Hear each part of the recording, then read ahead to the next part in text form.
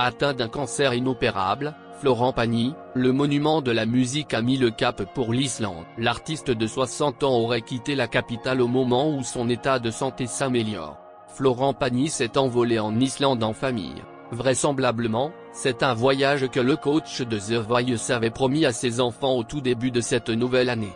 C'était bien avant qu'on lui diagnostique ce cancer du poumon. La maladie n'a tout de même pas contrarié leur plan. Ses deux enfants un cas, à elle, l'un vit à Los Angeles. L'autre passe son temps entre la France et l'Argentine, pouvait-on lire dans le magazine Gala au mois de février dernier. Notant que les membres de la famille du chanteur sont très proches les uns des autres.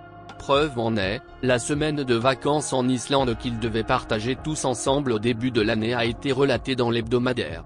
Florent Pagny a fini par faire ce voyage en Islande avec ses enfants. Sa fille à elle avait posté une vidéo sur sa story Instagram. À première vue, c'est une vidéo qui a été prise dans l'Islande. Le 10 février dernier, Florent Pagny était présent sur le plateau du JT de 20h de la première chaîne. Le chanteur avait parlé de sa façon de vivre avec le cancer, notant que cette maladie a totalement bouleversé son quotidien. Il fait face à son cancer du poumon en mode guerrier. Le mode guerrier en fait, c'est d'abord avoir le bon moral, le bon mental et puis affronter ce qui peut nous arriver. Et puis ne pas avoir peur d'en parler puisque ce n'est pas contagieux et ça peut arriver à tout le monde, avait déclaré le chanteur de 59 ans. Pour l'instant, Florent Pagny vit des jours heureux en Islande avec ses filles. Florent Pagny est un chanteur et acteur français né à Chalon-sur-Saône le 6 novembre 1961. Il abandonne l'école très tôt et commence sa carrière d'artiste d'acteur au cinéma ainsi qu'à la télévision. Il apparaît dans La Balance, L'As des As, L'honneur d'un capitaine ou Force à Gane. Les débuts sont difficiles pour ce jeune provincial. Il travaille beaucoup sa voix au conservatoire de Levallois-Perret, puis pour survivre, travaille dans les bars de nuit. Son premier album sort en 1990.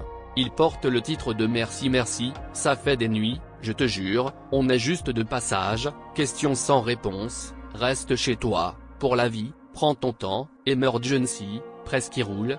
Heureux de vivre, principal auteur de ces chansons, celle-ci commence à fâcher.